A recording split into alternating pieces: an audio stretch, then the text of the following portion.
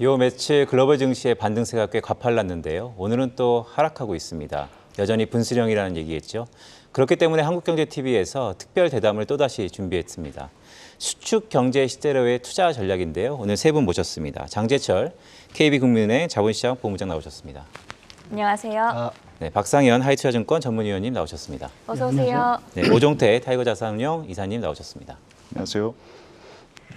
자, 오늘 세 분과 본격적인 대담을 나누기 전에 하반기 침체에 대한 국내 증권사 그리고 글로벌 IB들 또 연준 위원들의 발언을 먼저 정리해봤는데요. 박소영 캐스터가 준비하고 있습니다. 네, 경기 침체에 대한 우려가 글로벌 증시를 쥐락펴락하고 있습니다. 우리 시장 지난주 최악의 일주일을 보냈고 이번 주에는 반등을 하고 있지만 마냥 바닥을 확인했다라고 보기에는 고려할 점들이 많은데요. 제롬 파월 연준 의장마저 금리가 오르면 경기 침체에 빠질 가능성이 있다란 발언을 하는 등 경기 침체, 아래 공포에 전문가들은 다양한 의견을 내놓고 있습니다. 경기 침체 가능성에 대해서 어떤 의견을 가지고 있는지 알아보겠습니다. 먼저 세계 최대 채권 운용사 핌코의 전 CEO이자 알리안츠의 수석 경제고문 엘 에리어는 미국 경제에 대한 어두운 전망을 내놨습니다. 연준은 인플레이션을 통제하는 데 실패하면서 신뢰도가 바닥을 찍은 상태라고 말했는데요. 이와 함께 스태그플레이션은 기정사실이고 경기 침체 국면으로 진입하는지 이게 관건이라고 말했습니다. 미국 경제를 둘러싼 스태그플레이션 위험이 실제한다라고 강조했습니다. 다음 골드만삭스에서는 내년도 미국의 경기 침체 확률을 기존 15에서 30%로 상향 조정하고 있습니다. 이에 에너지 가격 상승과 이에 대응한 연준의 스탠스가 압력을 줄 것이라고 본 건데요. 그렇지만 정도는 심각하지 않을 것이라고 덧붙였습니다. 다음 도이치뱅크의 의견도 보시죠. 미국의 실업률이 2024년에는 5.5%까지 오를 것이라고 보고 있습니다. 예상보다 경기 둔화 속도가 빠르다라고 지적하면서 경기 침체설에 무게를 싣고 있습니다. 이어서 노무라 증권의 뷰를 살펴보시면요. 경기 침체는 올 4분기부터 시작돼서 6분기가 지속될 것으로 보고 있습니다.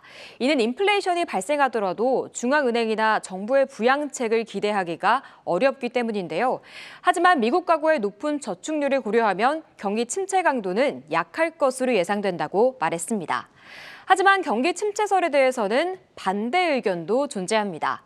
먼저 패트릭 하커 필라델피아 연준 총재는 2번 정도 분기 마이너스 성장을 할 수 있다면서도 이를 경기 침체로 보지는 않겠다라는 입장을 밝혔습니다.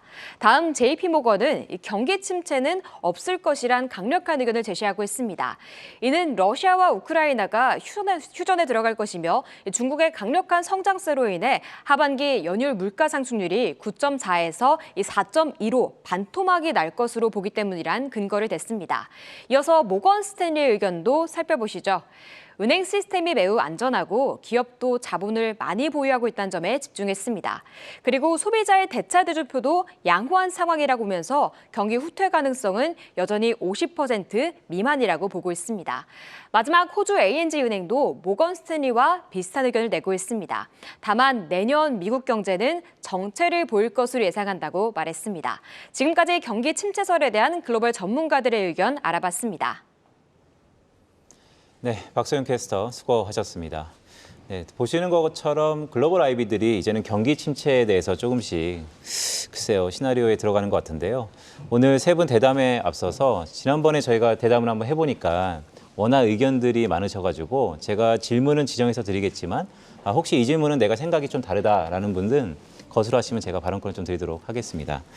자, 먼저 연준의 긴축의 끝은 항상 경기 침체였다라는 말씀을 지난번에 주셨었는데요. 자, 장 박사님, 이미 기술적 침체가 온 거 아닌가라는 생각도 좀 있는데 미국 경제는 어떻게 좀 보고 계세요?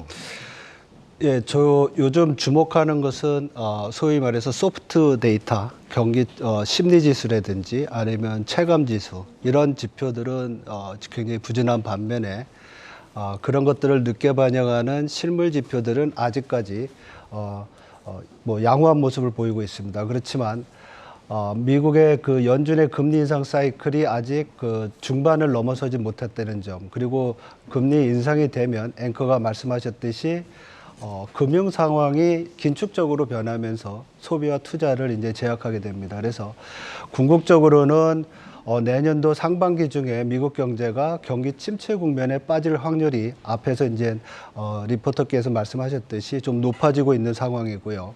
그 침체의 깊이나 아니면 그 길이 정도는 앞으로 연준이 그 금리를 얼마나 빨리 인상하느냐 거기에 따라서 결정될 것으로 예상이 됩니다. 그래서 현재로서는 아직까지 그 실물 지표들이 양호한 모습을 보이고 있지만 궁극적으로는 물가 상승세가 고점이 되는 3분기 이후에 실업률과 노동 지표들이 이제 부진해지면서 경기가 좀 더 부진해지는 침체 국면으로 가지 않을까 이렇게 예상을 하고 있습니다.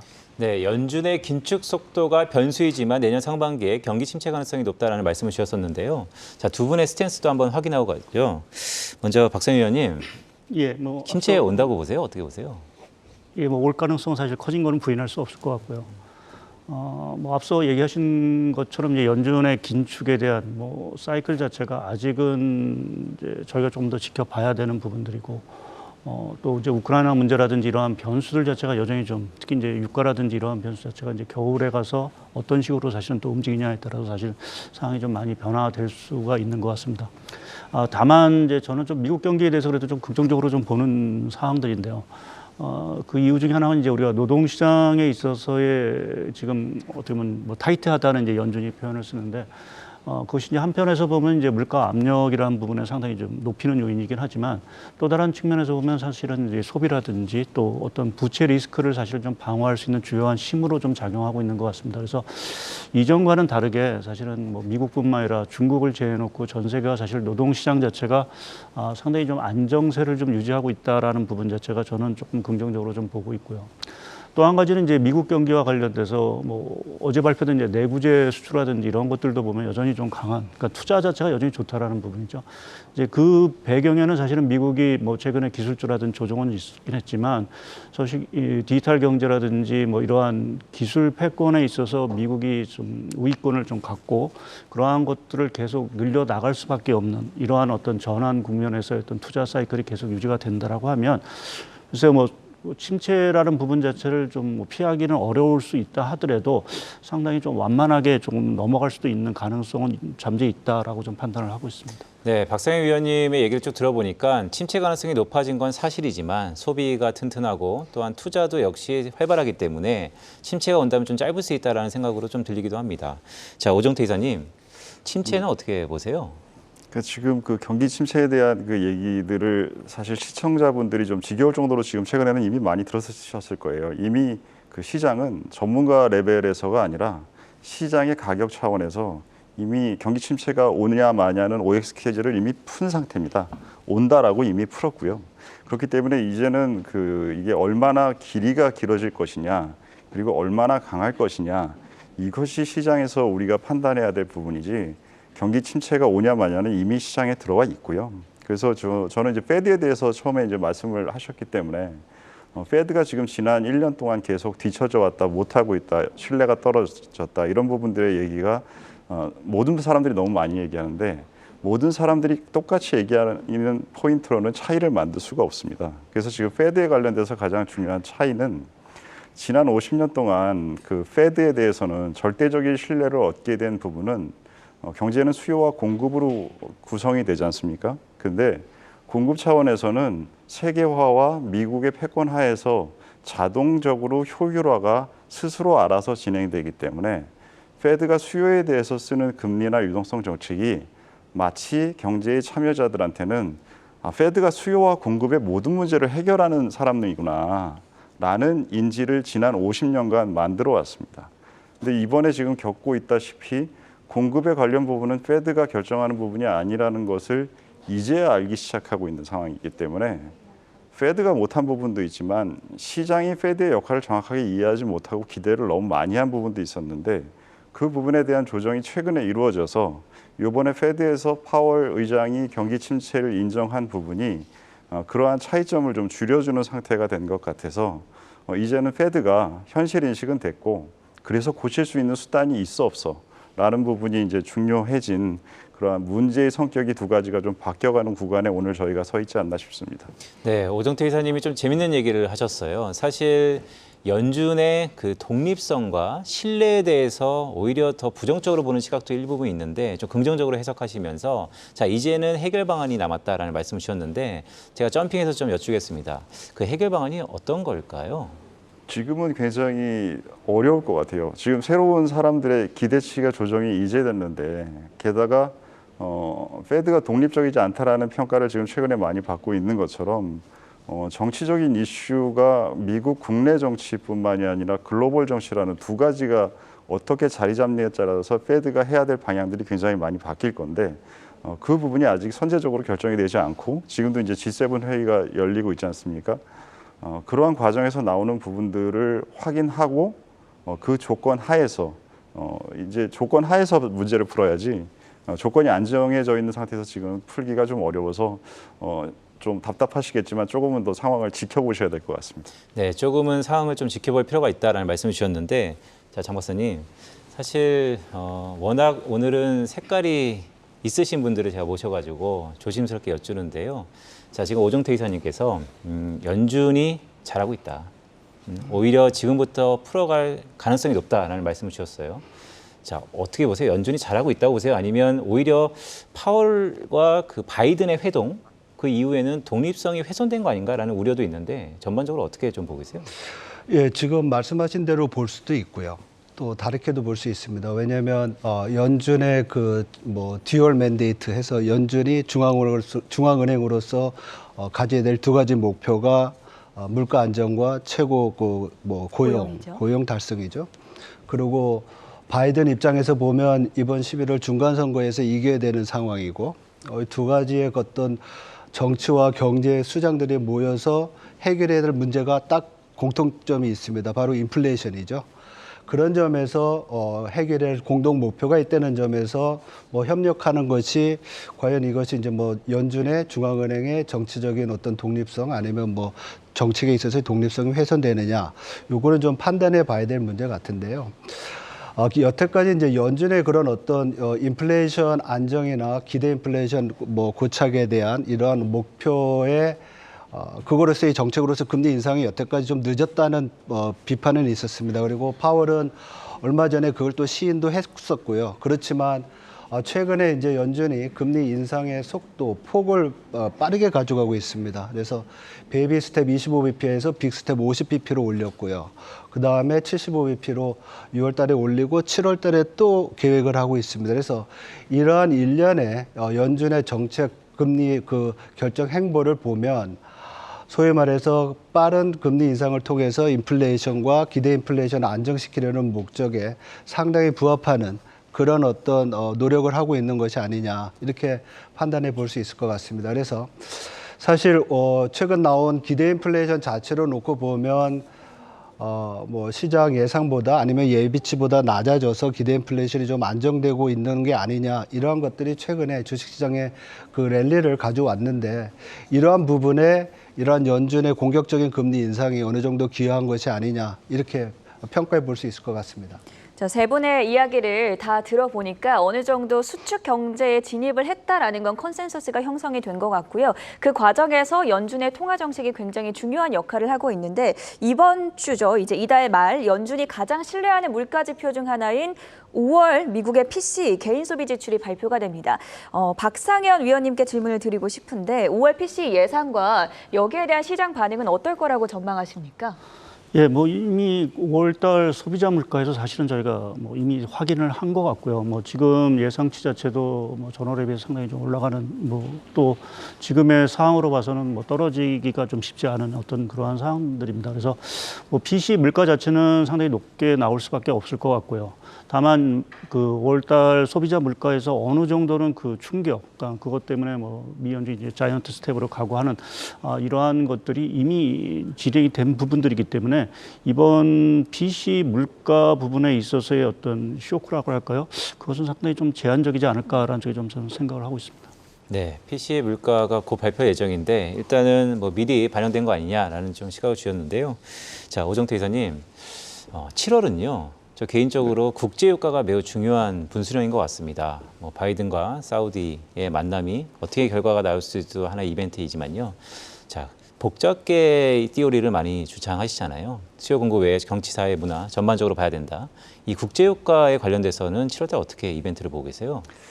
7월의 중요한 부분은 이제 구조적인 부분하고 구조적이지 않은 부분의 변수들이 서로 방향이 다르게 움직이고 있습니다. 구조적인 부분의 힘은 그 지정학적인 힘과 여러 가지가 그 유가를 올라가거나 혹은 유지하는 그 힘을 이제 주고 있는 상태이고, 반대로 여름에는 뭐 이 북반구의 계절적으로 여름 구간이기 때문에 여러 가지 이유에서 수요가 조금 그래도 감소하는 구간이기 때문에 수요 감소와 문제가 되던 국가들, 그게 사우디도 있을 것이고 아니면 기타 남미 지역에 있는 작은 국가들이나 여러 군데서 공급을 못하던 부분에서 공급이 되는 부분이 이게 그 사람들이 기본적으로 계약 체결을 할 수 있는 시장에서도 있고 블랙마켓에서도 있다라는 두 부분 때문에 일정 부분 공급 이슈가 풀려가면서 가격이 하락하는 쪽으로 영향을 줘서 두 개가 지금 섞여 있는 게 지금 현재의 상황입니다. 근데 지금 이 상황에서 그 장기적으로 중요한 부분은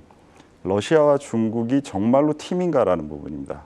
지금 러시아와 중국이 정말로 팀이라고 한다면 러시아에서는 그 여름 정도 하반기에 되면 북반구의 겨울을 대비한 에너지 재고를 늘려야 되는 구간이 다가오는데 그 구간에 최근에 보여주던 모습처럼 가스의 밸브를 계속 안 열 확률이 있습니다. 그건 굉장히 유럽과 미국한테는 골치 아픈 문제를 만드는 게 되겠죠. 그리고 중국이 지금 최근에 경기 부양책으로 돌아섰는데 그 부양책에 돌아선 효과가 과거에는 글로벌 경제가 위기에 있을 때 글로벌 경제에 도움을 주는 방면으로 많이 영향을 줬고 해석이 됐는데 최근의 움직임은 중국 내에서의 활동을 증가시키고 중국 내부 경제를 안정시키는 부분에는 도움을 주지만 세계 경제에 대한 부분에 어떤 식으로 도움을 주는지 지금 잘 안 잡히고 있어요. 그렇다면 가을 정도에 중국은 성장률을 올리면서 커머더티에 대한 수요를 올리고 그리고 러시아는 가스 밸브를 잠궈서 계속적으로 공급 이슈를 증가시킨다라고 하면은 유럽과 미국과 전 세계는 굉장히 어려운 상황에 처하게 됩니다. 그게 이제 올해를 봤을 때 에너지 가격에 문제가 될 수 있는 가장 안 좋은 시나리오인 것 같고요.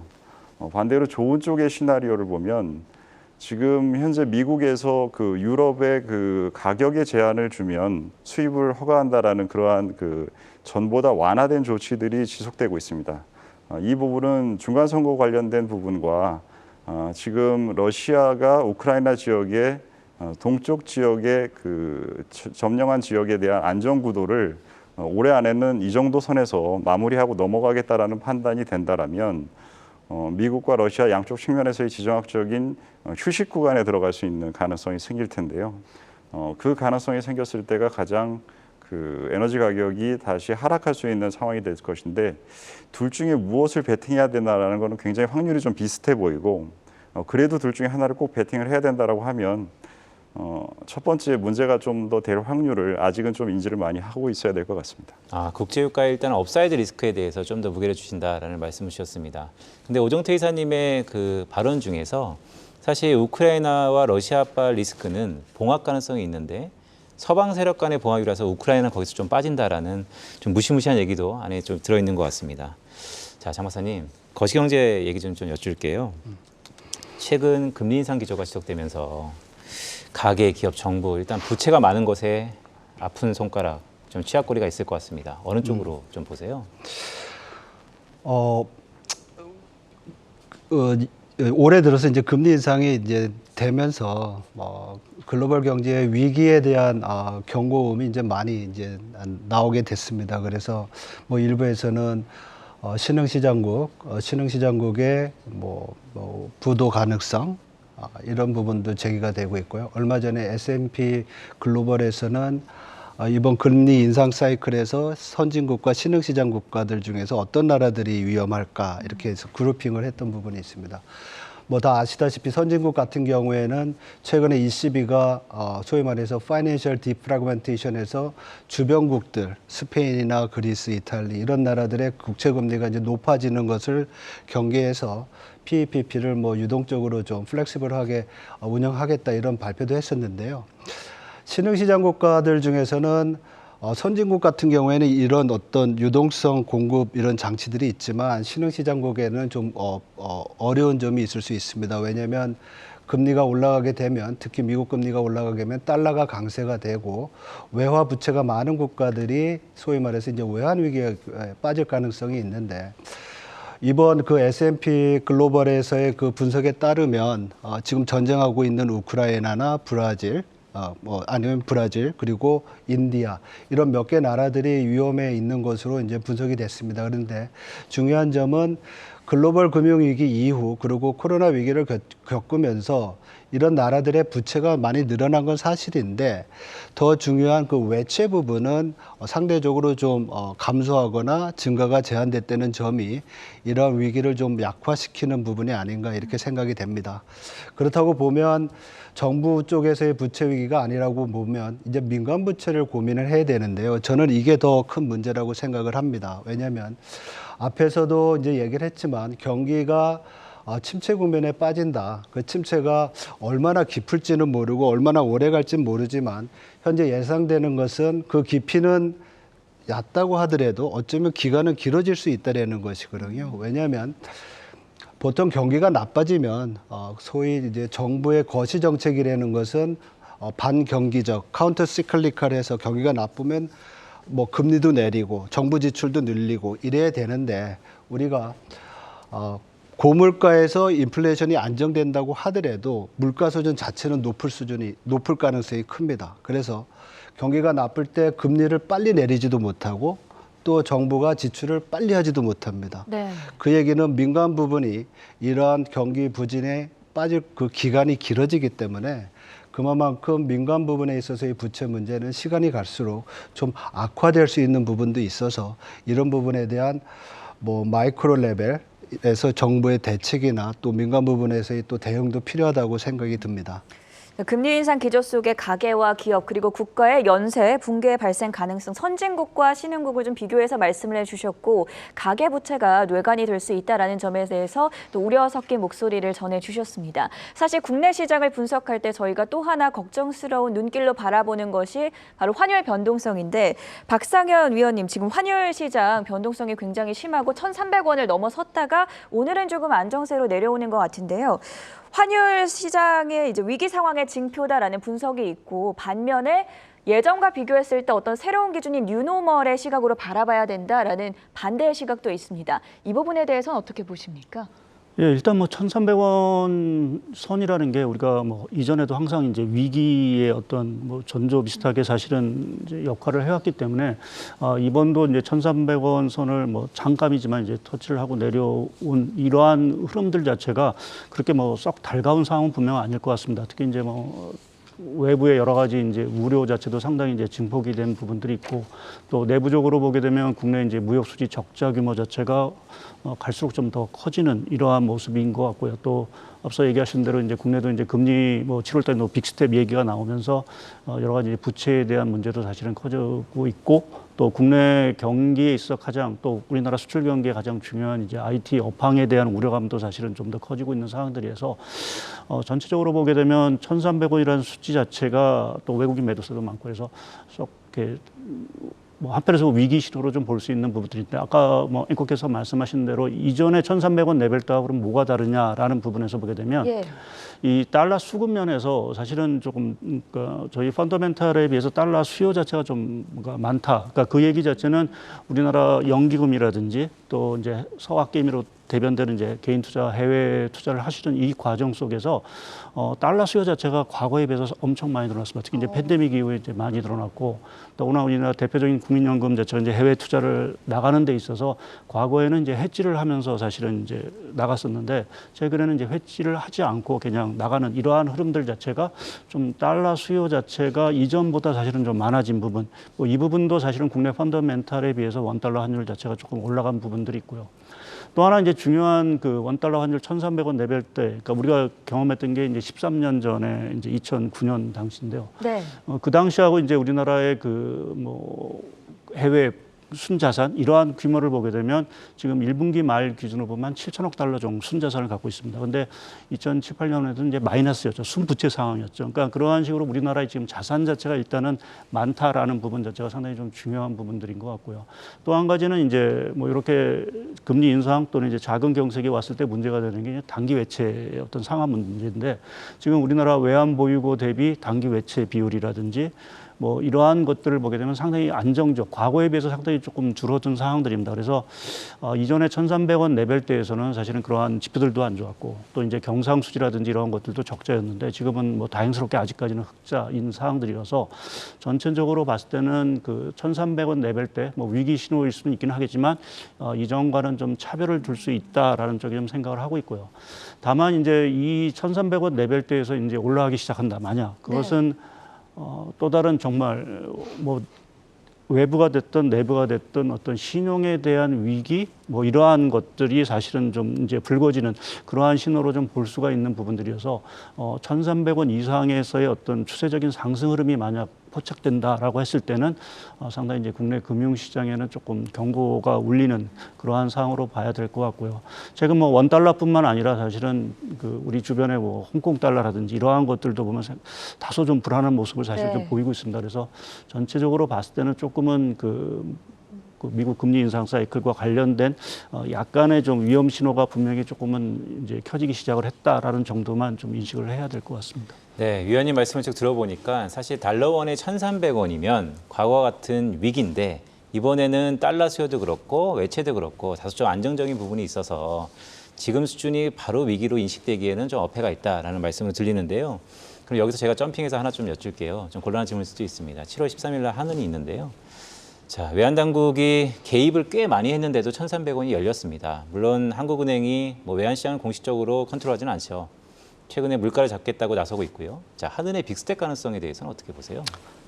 예, 높다고 봅니다. 그러니까 뭐 우리가 뭐 한미 간의 정책금리 뭐 역전 뭐 이것이 뭐 당장 역전이 됐다고 해서 자금들이 뭐 순유출 뭐 어마어마하게 자금이 나가는 부분들은 아니긴 하지만 그럼에도 지금 현 시점에서는 어느 정도의 어떤 그 한미 간의 정책금리 보조를 좀 맞춰야 되는 부분들이 있고요.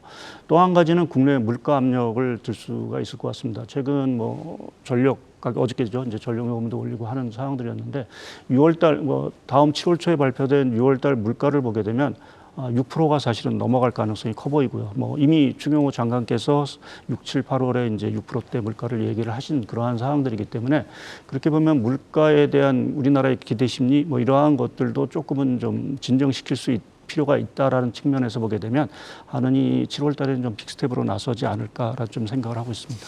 하늘이 7월 달에 빅스텝을 한다면 일단 금융시장에는 긍정적으로 우리가 받아들여야 될까요? 글쎄요, 뭐 긍정적, 부정적 얘기 뭐 그냥 저도 중립적으로 보고 있습니다. 어느 정도 시장이 상당 부분 이제 한은의 어떤 스텝, 그러니까 금리 인상에 대한 부분도 사실은 예상을 좀 하고 있는 상황들이고요.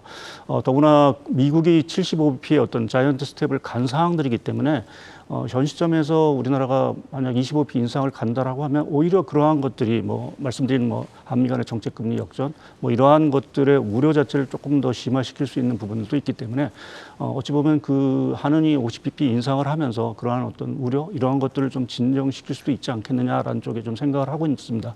다만 이제 아무래도 이제 금리가 올라간다는 건 아무래도 좀 부담스러운 부분이죠. 그래서 뭐 금리 인상 자체를 우리가 긍정적으로 해석할 수는 어렵고 뭐 말씀드린 그러한 어떤 리스크 어떤 불안감 이러한 것들을 진정시킨다는 차원에서 보게 되면 좀 중립적이지 않을까 좀 생각을 하고 있습니다. 네, 제가 이렇게 전문위원님한테 좀 이렇게 집요하게 여쭸던 것은 사실 주식시장 코너이다 보니까 그렇다면 주식시장은 어떻게 생각할까에 대한 의문 때문입니다. 자, 오정태 이사님, 최근 단기간에 어쨌든 반등이 좀 빨라요. 이걸 갖고 흔히 이런 얘기가 있습니다. 지금 시점에서 출구를 해야 되는 것인가, 네. 아니면 추매를 해야 되는 것인가, 네. 어느 쪽에 좀 무게를 두고 계세요? 그러니까 지금 많이 하락을 하다 보면 모든 기준들이 헛갈리고 애매해지기 때문에 기술적인 분석을 이제 많이들 이제 참고를 하시는데 이제 기술적인 부분에서 이제 기술적 반등이 나타났다 이러한 말씀들을 많이 이제 용어를 쓰시는데 지금 최근의 반등은 제가 생각하기에는 기술적 반등이라는 표현보다는 안도 랠리라는 말이 더 맞거든요. 지금 시장은 경기 침체라는 부분에 대해서 온다라는 것을 인정하고 있고, 최근에 그 미국에서 있었던 그 은행 시스템에 대한 스트레스 테스트에서 문제가 없다라는 부분. 그래서 이 두 개가 동시에 암묵적으로 발생하면 어떻게 하지? 계속적으로 위기가 세지다 보니까 사람이 떠올릴 수 있는 모든 것들에 대한 위험 요인을 다 떠올려 본 겁니다. 왜냐하면 인간이라는 건 다 이 손실에 대해서 극도로 회피하려는 성향을 갖고 있잖아요. 그러다 보니 경기 침체가 오면 시스템 리스크도 오는 거 아니야? 라는 부분에 대한 그 우려가 최근 시장에 너무나 빠르게 반영이 돼 있다가 그 부분은 아니다라는 부분 때문에 안도를 하고 있는 상황이 지금의 랠리의 가장 큰 그 근원이라고 생각하지. 이게 하락폭이 30%였으니까 뭐 거기서 5%는 되돌릴 수 있어. 이런 기술적인 평가는 아닌 것 같습니다. 그래서 지금 현재 이런 부분에 대해서 하락 각도가 최소한 시장이 좋다고 볼 수는 없다 하더라도 빠지는 각도가 굉장히 스티프한 곡선에서 최소 좀 완만한 정도의 상황은 될 수 있다라는 판단을 하고 있는 것이 시장의 지금 현재의 모습이라고 생각을 하고요. 이런 부분 때문에 당분간 지금 현재 발생하고 있는 그 랠리는 생각보다는 조금 더 길거나 강할 수 있는 확률이, 이 랠리의 성격을 저처럼 해석하는 사람들이 늘어난다면 조금 더 있을 가능성이 있다라고 생각하고 있습니다. 기술적 반등으로 해석하기보다는 안도 랠리였다. 사실 네. 오늘도 3거래일째 상승세를 이어가나 싶었는데 결국에 좀 약세로 돌아서면서 시장이 불안정한 상황을 보이고 있거든요. 하반기 시작에 대해서 저희 본부장님께서는 어떻게 보십니까? 아까도 이제 말씀을 드렸지만 결국 금융시장에서 중요한 것은 향후 이익의 흐름을 디스카운트하는 금리가 어느 정도까지 올라가느냐가 이제 굉장히 중요한 포인트라고 봅니다. 그런 점에서 금리 인상에 대한 기대가 있는 한 시장의 리바운드는 굉장히 어렵다는 점을 우리가 기존 기본 전제로 한다고 하면, 말씀드린 대로 연준의 금리 인상 사이클이 아직 반도 안 왔습니다. 그리고 7월 달과 또 9월 달인가요? 각각 75bp, 50bp 인상이 이제 예상돼 있는 상황이라서 예. 적어도 이러한 인상 사이클의 중간점을 지난다든지 아니면 인플레이션이나 기대 인플레이션이 좀 안정이 되면서 금리 인상 속도가 현재의 줄어들 수 있다는 확신이 들어서면 그때 좀 시장이 안도 랠리를 좀 장기간 가져갈 수 있지 않을까 이렇게 이제 예상할 수 있는데요.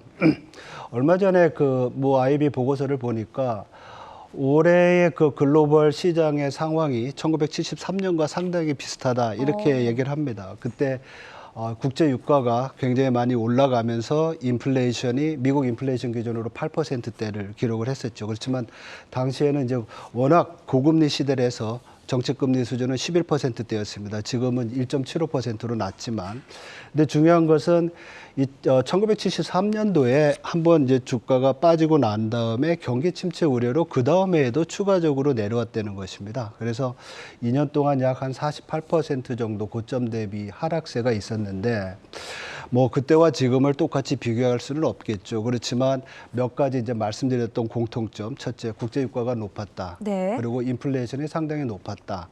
그리고 당시에는 지정학적 리스크로 중동과 이스라엘이 전쟁을 했었습니다. 지금은 또 러시아와 우크라이나가 전쟁을 하고 있고, 그래서 이러한 몇 가지의 공통점이 우려대로 현실화된다고 하면 지금의 랠리는 어쩌면 베어마켓 랠리로 볼 수가 있고요. 또 아까 말씀드린 대로 경기 침체의 폭이 깊이가 낮지만 좀 연장돼서 길어질 수 있다라고 보면 기업들의 어닝에 대한 그 과정 자체가 내년에도 크게 개선되지 않을 가능성이 있습니다. 그래서 그런 점에서 보면 좀 우리가 시장을 보는데 보수적으로 봐야 되지 않을까 이렇게도 생각을 하고 있습니다. 네, 장기철 박사님이 73년의 데자뷰를 말씀하시면서 베어 마켓 랠리의 가능성에 대해서 좀 말씀을 주셨고, 자, 오정태 이사님은 일단은 긍정적인 시각에서 지금의 기울기가 좀 더 완만하게 상승할 가능성에 대해서 무게를 주셨는데, 자, 박세현 전무님, 희망적인 섞인 부분이 있다면 어떤 것에서 우리가 포인트를 좀 찾아야 될까요? 글쎄요, 지금 희망을 얘기하기가 사실 조금 어려운 부분들이 분명히 있는 것 같긴 합니다. 근데 제가 이제 하반기 전망을 하면서 이제 세 가지의 어떤 먹구름을 사실은 좀 말씀을 좀 드렸는데, 하나는 이제 미국이 아무래도 이제 계속적인 미국의 긴축 사이클 문제, 또 하나는 아무래도 이제 우크라이나 문제와 관련된 이제 에너지와 관련된 것들, 그리고 세 번째가 이제 중국의 경기 경착륙에 대한 리스크였던 부분들입니다. 근데 일단은 중국, 뭐 앞서 이제 오 이사님도 말씀하셨지만 중국이 일단은 경기 부양에 좀 나선 것 같고요. 물론 이제 과거처럼 중국이 세계 경기의 어떤 구원자 역할을 하기는 사실은 중국도 그걸 원하지는 않은 것 같고 그렇게 하지도 않을 거로 좀 보고 있긴 하지만, 그래도 최근에 중국이 여러 가지 이제 소비 부양책이라든지 이러한 것들을 내놓으면서 상당히 이제 경기를 좀 일으키려는 부분도 있고, 또 한 가지는 지금 이제 인프라 투자죠. 네, 그러한 것들이 6월 달에 이제 지방정부 특수채권 발행량을 이제 대규모로 늘리면서 아마 그 영향이 한 7, 8월 아마 인프라 투자 증가로 이어질 거로 좀 보고 있습니다. 그래서 그렇게 보면 어느 정도 중국에 대한 어떤 경착륙 리스크에 대한 부분 자체는 뭐 완전히 해소됐다라고 표현하기는 어렵지만 상당히 좀 진정이 될 수 있는 그러한 것들이 일단은 하나의 어떤 긍정적인 부분으로 좀 봐야 될 것 같고요. 두 번째는 이제 물가 문제인데요. 사실은 물가 문제는 이제 미 연준이 사실 통제를 할 수 있는 부분이 있고, 사실 어찌 보면 통제할 수 없는, 어떻게 보면 정치적 영향 자체가 상당히 좀 많은 것 같습니다. 그 대표적인 게 그 아무래도 우크라이나 문제일 것 같은데, 그거를 좀 재해놓고 보게 되면 미국의 물가 압력 자체가 여하튼 3분기에 정점을 찍을 가능성도 사실은 있다라는 쪽 좀 저는 생각을 하고 있습니다. 대표적으로 중고차 가격이라든지 이러한 것들을 보게 되면 최근에 조금 안정세를 좀 보이고 있거든요. 거기다 뭐 자동차 렌탈 비용이라든지 이러한 것들이 좀 안정세를 보이고 있고, 아직 뭐 이제 항공료라든지 여름 특수가 있기 때문에 아직 그러한 것들이 안정을 보이고 있지 못하는데, 뭐 그러한 것들도 이제 여름을 지나게 되면 어느 정도 이제 안정을 찾을 수 있을 것 같고, 또 한편에서 이제 미 연준이 이제 아무래도 긴축을 하는 이 과정 속에서 미국의 주택 경기 자체 상당히 이제 과열이 됐던 부분 자체가 이제 진정이 되고, 주택 가격 자체도 이제 상승폭이 줄어들 거로 보고 있습니다. 그래서 그것이 뭐 시차는 좀 걸리긴 하겠지만 임대료 상승 이러한 쪽으로 둔화가 이어진다라고 하면 좀 우리가 기대했던 정말 진정한 의미에서 미국의 물가 정점이 3분기에 좀 나올 수 있는 그 가능성 정도가 일단은 저희가 좀 기대해 볼 수 없는 긍정적인 시나리오인 것 같고요.